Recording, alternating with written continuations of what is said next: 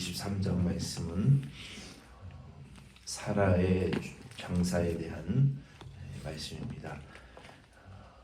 1절로 2절 말씀은 같이 읽겠습니다. 사라가 127세를 살았으니 이것이 곧 사라가 누린 횟수라. 사라가 가나안 땅 헤브론 곧 기랏 아르바에서 죽음에 아브라함이 들어가서 사라를 위하여 슬퍼하며 애통하다가. 아멘. 하나님께서 이 사라를 통해서 이삭을 주시고 그리고 하나님의 약속이 이제 성취되었습니다. 사라의 몸이 이미 육신적으로는 그 생명이 사실은 다 했고 어떤 생명을 잉태하고 또 삶을 향유할 수 있는 그런 연수가 다 되었음에도 불구하고 하나님께서 사라에게 아들을 주시고 약속의 후손을 통한 하나님의 그 구원의 약속을 이루셨습니다. 이 성경에 보면은 여자의 나이가 기록된 경우는 사라의 경우 외에는 여자의 나이와 연수가 기록된 경우가 없습니다. 오직 사라만 그 연수가 기록되어 있어요. 127세를 살았는데 오늘날 현대의 문명에서도 아마 127세까지 사시는 분들은 흔치 않아요. 보통 100세, 110세, 120세 아마 최고령에 해당하는 분들이 그 정도 정말 희귀하게 연수를 누리시는 분들이 있는데 사라는 127세를 살고 이제 죽었습니다. 3절로 6절 말씀을 같이 읽겠습니다. 그 시신 앞에서 일어나 나가서 헷 족속에게 말하여 이르되 나는 당신들 중에 나그네요 고려하는 자이니 당신들 중에서 내게 매장할 소유지를 주어 내가 나의 죽은 자를 내 앞에서 내어다가 장사하게 하시오. 헷 족속이 아브라함에게 대답하여 이르되 내 주여 들으소서. 당신은 우리 가운데에 있는 하나님의 세우신 지도자이시니 우리 묘실 중에서 좋은 것을 택하여 당신의 죽은 자를 장사하소서.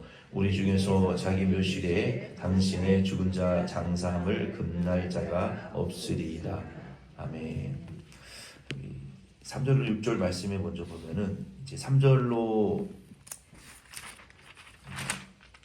20절 말씀까지 내용에 보면은 아브라함이 사라의 죽음을 이제 슬퍼하고 애곡하고 그 이제 시신 앞에서 일어나서 그 장사할 장지를 이제 매매하려고 노력하는 모습이 3절 20절에 기록이 되어 있습니다. 우리가 앞장 창세기 21장 22절로 34절 말씀해 보면은 이 아브라함이 아비멜렉으로부터 최초로 우물을 사고 그 우물에 대한 소유권을 공식적으로 획득을 했습니다. 하나님께서 이삭을 주시겠다고 약속은 하셨지만 오랜 시간 동안 주지 않으셨다가 최종적으로 약속으로 이삭을 주셨고 하나님의 언약이 이루어졌죠. 이삭을 통해서 만민이 이제 복을 받게 되는 약속이 이루어졌고 그리고 하나님이 땅을 주시겠다 그랬어요. 근데 그 땅에 대한 약속이 아비멜렉으로부터 이제 우물을 돈을 주고 공식적으로 군대 장관을 데리고 와서 너와 우리 사이에 서로 이 우물을 내가 돈을 받고 너한테 이제 팔았으니까 너는 우리를 공격하지 말고 우리도 너희들을 공격하지 않겠다. 이 상호 불가침 조약을 맺습니다. 그것이 이제 땅을 얻은 어떤 그 징표로 그리고 이제 그에 마땅한 그 이제 짐승을 아비멜렉에게 주었죠. 그리고 개인적으로 또 따로 그 우물에 대한 값을 주어서 하나님이 약속으로 주시겠다고 하신 그 약속의 땅을 얻기 위해서 아브라함이 아주 치열하게 노력한 모습이 여기에 나타나고 있어요.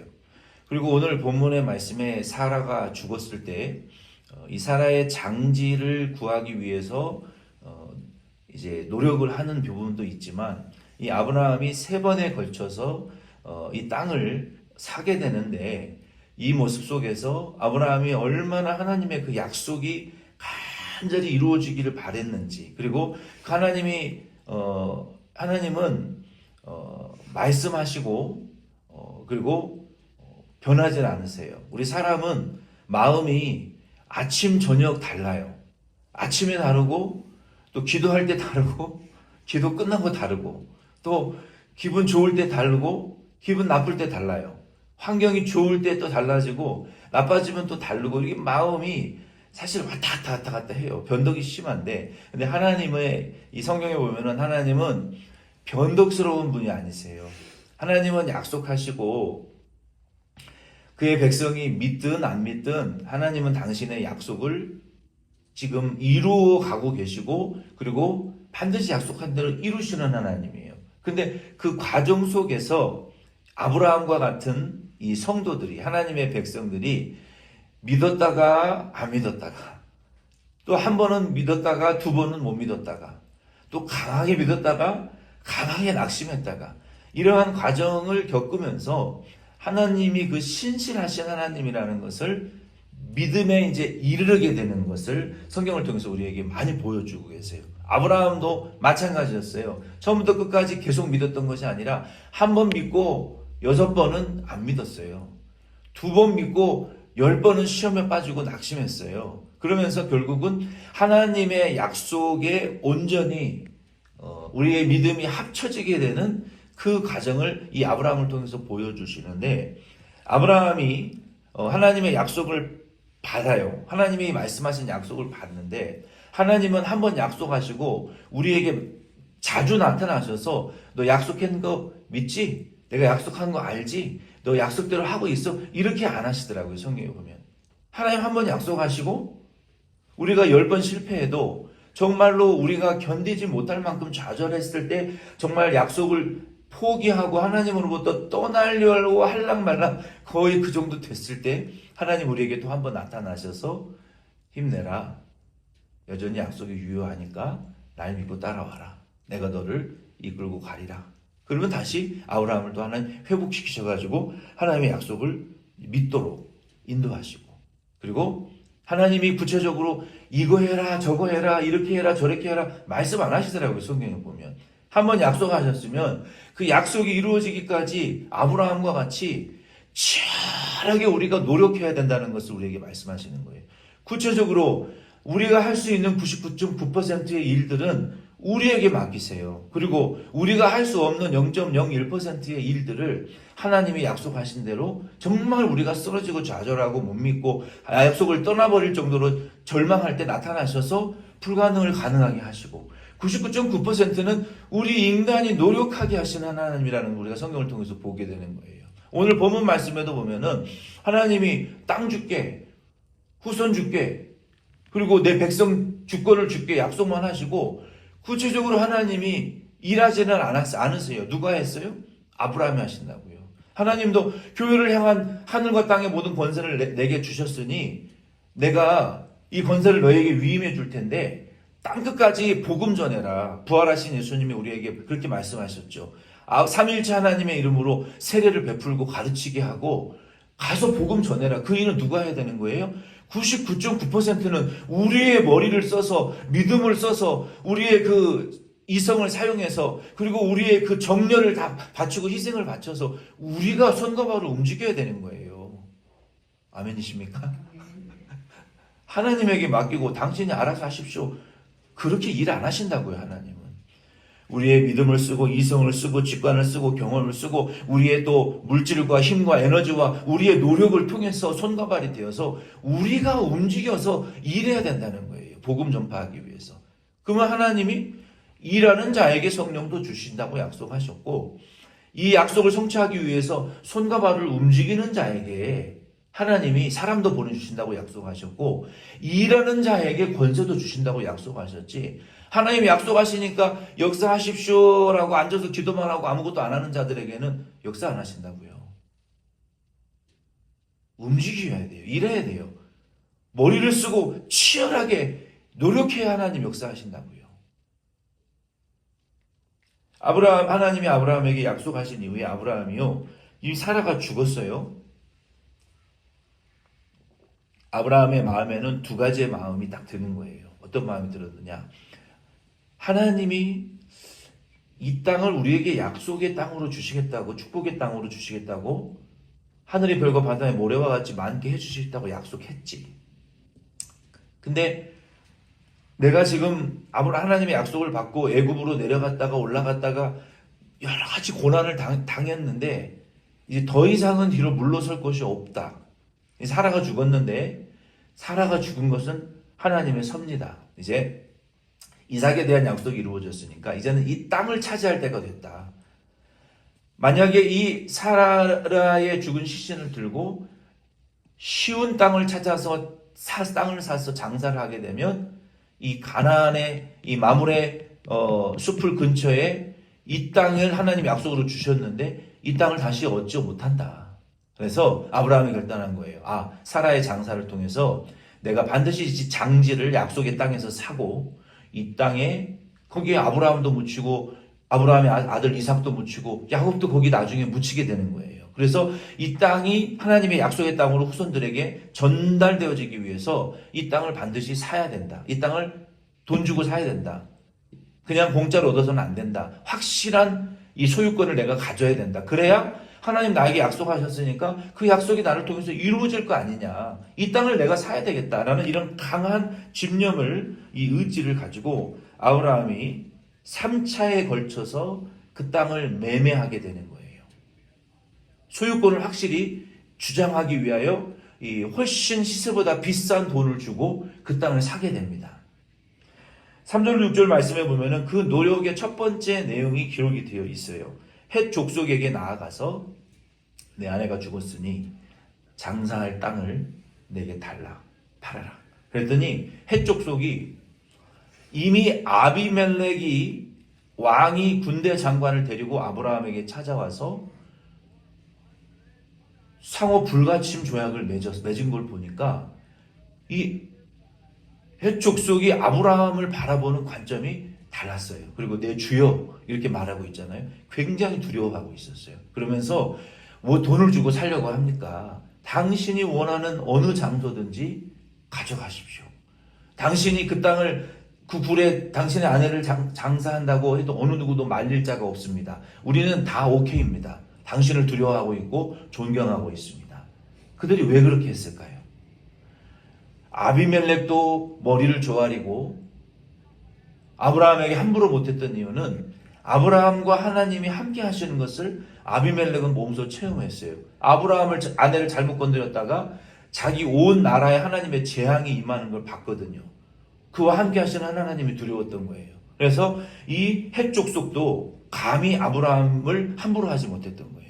하나님이 아브라함과 함께 하시는 것을 보고 당신이 원하는 대로 하시옵소서. 이게 첫 번째 아브라함을 도와주려고 헷 족속이 했고, 아브라함은 이 사라의 장례를 통해서 그 땅에 대한 약속을 이루어 드리기를 원했던 거예요. 그러니까 아브라함은 가족의 장례를 할 때도 하나님의 약속이 우선이었던 거예요. 하나님의 약속이 내가 장지를 구하는 것이 아니라 이 땅을 주시겠다고 약속했기 때문에 이 계기를 통해서 하나님의 약속이 이루어져야 되기 때문에 지금 땅 투기, 부동산 투기하는 게 아니란 말이에요. 하나님의 약속이 어떻게 하서든지 이 가족의 장례를 통해서도 하나님의 약속 성취되는 게 중요했어요. 아브라함에게는 그 노력을 했다는 거예요. 그리고 이 헷 족속이 이렇게 호의를 베푸는 것을 보고 하나님이 역사하시는구나라는 것을 생각하고 이제 더 치밀하게 그 땅을 이제 얻어야 되겠다라는 계획을 이제 실행하고 있어요. 7절로 11절 말씀을 같이 읽겠습니다. 아브라함이 일어나 그 땅 주민 헷 족속을 향하여 몸을 굽히고 그들에게 말하여 이르되 나로 나의 죽은 자를 내 앞에서 내어다가 장사하게 하는 일이 당신들의 뜻일진데 내 말을 듣고 나를 위하여 소할의 아들 에브론에게 구하여 그가 그의 반머리에 있는 그의 막벨라 굴을 내게 주도록 하되 충분한 대가를 받고 그 굴을 내게 주어 당신들 중에서 매장할 소유지가 되게 하기를 원하노라 하매 에브론이 헷 족속 중에 앉아 있더니 그가 헷 족속 곧 성문에 들어온 모든 자가 듣는 데서 아브라함에게 대답하여 이르되 내 주여 그리 마시고 내 말을 들으소서 내가 그 밭을 당신에게 드리고 그 속의 굴도 내가 당신에게 드리되 내가 내 동족 앞에서 당신에게 드리오니 당신의 죽은 자를 장사하소서. 아멘. 처음에는 아브라함의 헷 족속에게 매장할 장지를 좀 달라 이렇게 애매모호하게 얘기를 했죠. 뭐 돈을 주겠다, 팔아라 이런 얘기를 안 하고 이렇게 돌려서 이게 둥글둥글하게 얘기를 했단 말이에요. 나 아내가 죽었으니까 여기 장지를 내가 필요한데 내게 좀 장소를 달라. 그랬더니 그 사람들이 호의적으로 나오는 거예요. 그것을 보고 하나님이 역사하시는구나. 하나님이 저 사람들을 통해서 하나님의 약속이 이루어지도록 일하시는구나. 이게 하나님의 뜻을 우리가 추구하는 방법이에요. 내가 하나님의 뜻과 약속을 추구하기 위해서 노력을 했는데 사람들이 도끼눈을 뜨고 나에게 화를 내고 전혀 도와주지 않고 화들짝 놀래고 아주 그냥 원수와 같이 대하는 것을 우리가 본다면 이게 하나님 뜻이 아닌가? 하나님 역사하시지 않는구나. 우리가 좀 이렇게 생각을 해봐야 돼요. 근데 하나님의 뜻을 이루기 위해서 내가 선한 방법도 과정도 선하고 목적도 선하단 말이에요. 그 사람들의 마음이 호의를 베풀고 나에게 친근하게 대하고 당신이 원하는 대로 하라고 이렇게 나올 때에는 하나님 역사하시는 거구나. 우리가 이렇게 생각해도 괜찮아요. 이 헷족속들이 이렇게 선하게 나오는 것을 보고 하나님의 뜻이 이루어지는 것 같구나 하고 이제 아브라함이 좀 더 두 번째 구체적으로 7절로 11절 말씀해 보면은 마음에 염두에 든 땅이 있었어요. 보기 좋은 땅. 저도 이렇게 어디 지나갈 때마다 운전하면서 여기 참 우리가 교회를 이 건물을 사면 좋겠다.